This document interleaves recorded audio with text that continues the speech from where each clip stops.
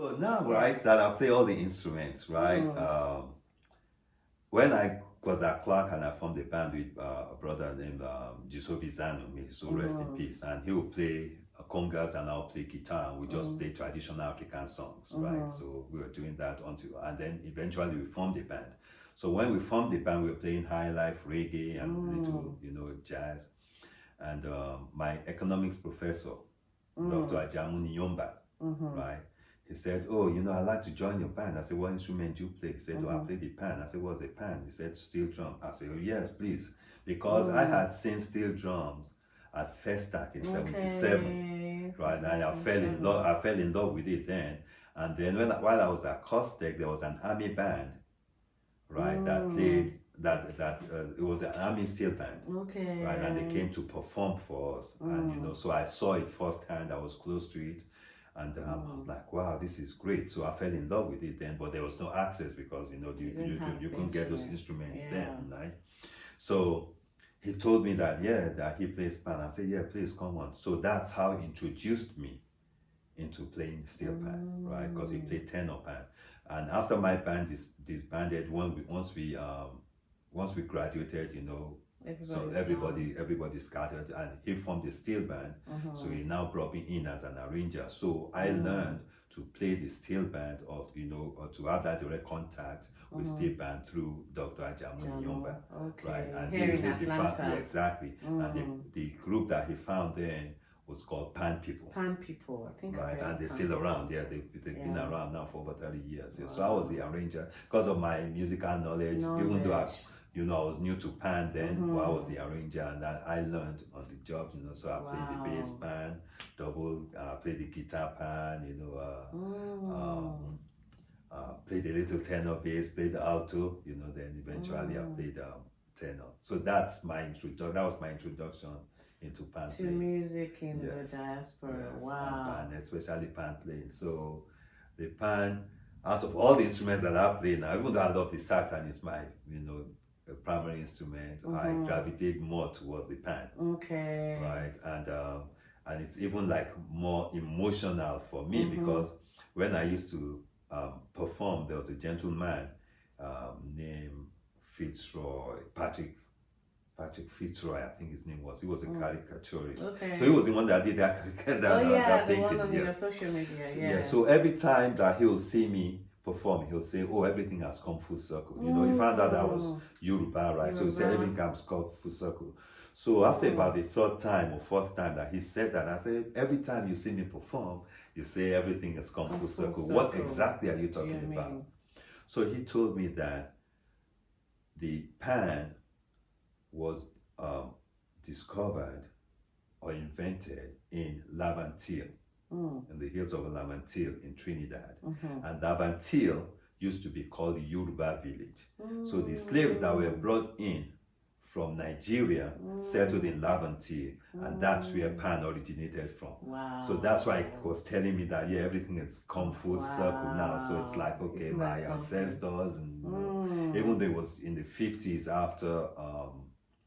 after the Second World War, right? That pan was developed, and and they started working hard on how to standardize it later on. But that's where the initial concept of pan was born then. So that's why it's very dear to me now, and it's an instrument, and you play, you don't need any kind of amplification, but it's just so pure, and because of the overtones and it just hits me differently. Right? I still love the sax, I get into it and I play solos, but whenever I play the pan, I'm just a different person. And that also connects you to the Caribbean community. They'll probably also even think you're Caribbean. So yes, they always think I'm Caribbean, and then when they come and they find out I'm not Caribbean, where did you learn to play pan? So it's been wonderful experience. Wow, what a story. Yes, thanks for sharing that with us. My Definitely pleasure. we're gonna have like some other parts or episodes.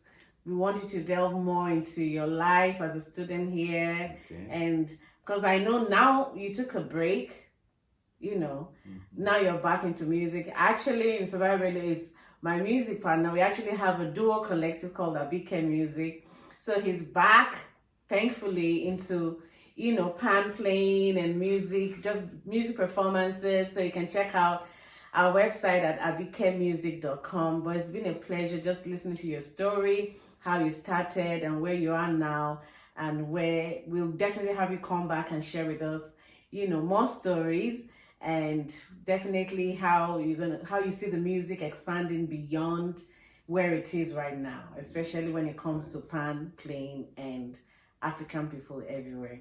Yeah, thanks. But I just want to thank you too, because yes, like you said, I stopped playing because what happened was I had a band and it was interfering with my kids' activities. Then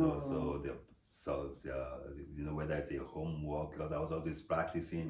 You were hands-on dad, so yeah, so it was very hard, right? So and the sports and all that, so I had to give up music. So after I gave up music for all those years, so I can be with them, right?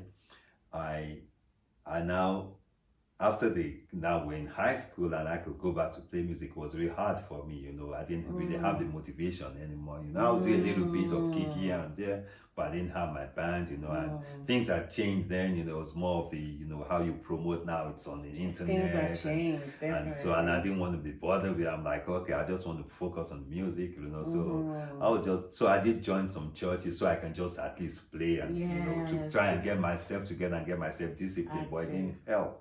So I really couldn't get into it until I think I had posted something on Facebook and you saw it, because all these years, because I don't tell people I'm a musician, I've been people are surprised now. They've known me for years, right?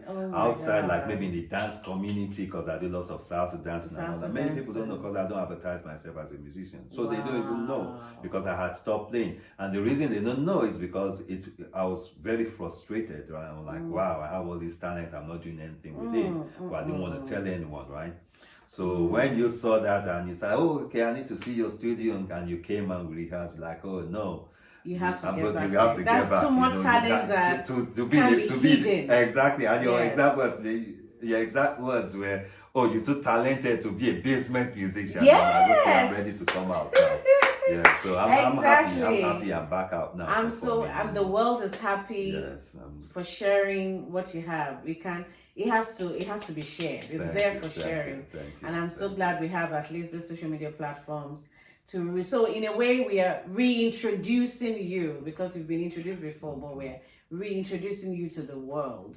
And the world is going to embrace your light through music. Thank you. Thank you so much, Mr. Bayo. Thank you very much for your time. We can't wait to have you back to tell us more stories, because I know you're full of stories, especially your experience in Nigeria and experiences even here, for, the young ones coming up, so they can learn from us all. Thank you. And it's been a pleasure. Thank you everyone for tuning in. If you love this video, you love the talks, share it with people, and subscribe again to the YouTube channel, like and comment. If you have any questions, put them in the comments, and thank you all for joining. Till next time, it's me, Tosinga, singer, songwriter, storyteller, wishing you all the best with all your endeavors. Bye. Bye for now. Peace.